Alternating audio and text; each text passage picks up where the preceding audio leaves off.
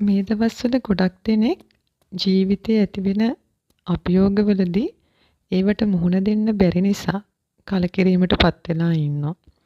ඉතින් ඒ නිසා භාවනා යෝගීව කටයුතු කරන්න, මහාන වෙන්න, ගිහිගේ අත්හරින්න මේ වගේ දේවල් වලට යොමු වෙනවා. මට ඒ වගේ ගැටලු රාශියක් ඇවිල්ලා තියෙනවා. ඉතින් ඒ අයට පැහැදිලි කරන්න අවශ්‍ය ඇත්තටම අභියෝග ඔයාලා ගිහි ජීවිතේ හිටියත් මහාන වුණත් ඔයාලා ගෙදර අත්හැරලා වනවාසී වුණත් ස්වභාව ධර්මයෙන් ඒ දේවල් ක්‍රියාත්මක වෙනවා. මොකද ඒ තමන්ගේ යහපත් සහ අයහපත් කර්ම තමන් මුහුණ දීම තමයි මේ සිද්ධ වෙන්නේ ආධ්‍යාත්මික පිරිසිදු වීම වලදී.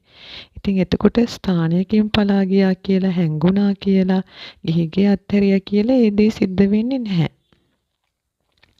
ඉතින් මෙතනදී අනිත් කාරණාව තමයි නිවන් අවබෝධ කරගන්න අවශ්‍ය නම් ඒකත් මේ ගිහිගේ තුලදීම තමයි ඇත්තටම අවබෝධ කරගැනීමේ පහසුම මාර්ගය විවර වෙන්නේ. මොකද තමන්ට කර්මානුරූපීව අත්දකින්න වෙන සිදුවීම් තමා වටා සිටින තමන්ට සසර ණය ගනුදෙනු තියෙන පුද්ගලයන්ගෙන් ඇතිවෙන සිත් රිදවීම අභියෝග මේ සියලු දේවල් වලට තමන් සාර්ථකව මුහුණ දෙන්නේ කොහොමද?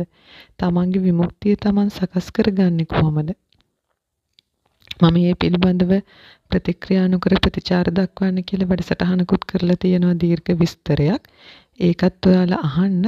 මොකද ඒ අපි ජීවත් වෙන ආකාරය මත විවිධ අත්දැකීම් වලදී ද්වේෂය, ක්‍රෝධය ඇති වෙන තැන්වලදී මෛත්‍රියෙන් කටයුතු කිරීම, ඉවසීම, උපේක්ෂාව මේ දේවල් තුලින් තමයි ඇත්තටම අපි ධර්මානුකූලව ජීවිතය ගත කිරීම මගින් ඒ වගේම සිහියෙන් සිටීම මගින් නිවන් මාර්ගය සඳහා පිවිසීම ඇති වෙන්නේ. ඉතින් එහෙම නැතුව භෞතිකය අත්හැරීම තමන්ගේ රස්සාව හෝ ඉගෙනීම මේ දේවල් අත්හැරලා තමන් අලසකමින් භාවනා කර කර හිටියා කියලා තමන්ගේ ගැටලු වලට තමන්ට පිළිතුරු හම්බ වෙන්නේ නැහැ. ඉතින් ඒක ඇත්තරම තමන් කලකිරීම නිසා තමන්ට මේ ආධ්‍යාත්මික පිරිසිදු වීමට සාර්ථකව මුහුණ දෙන්න බැරි කම නිසා තමන් තෝරගන්න විකල්පයක් විතරයි. ඉතින් ඒකෙන් තව තවත් ඇති වෙන්නේ නොඑක ආකාරයේ විවිධ අලුත් ගැටලු වෙන්න පුළුවන්. ඉතින් මේ පිළිබඳව ඔයාලා සැලකිලිමත් වෙන්න හදිසි තීරණ ගන්නේ නැතුව මේ සිදුවෙන ක්‍රියාවලිය අවබෝධ කරගන්න.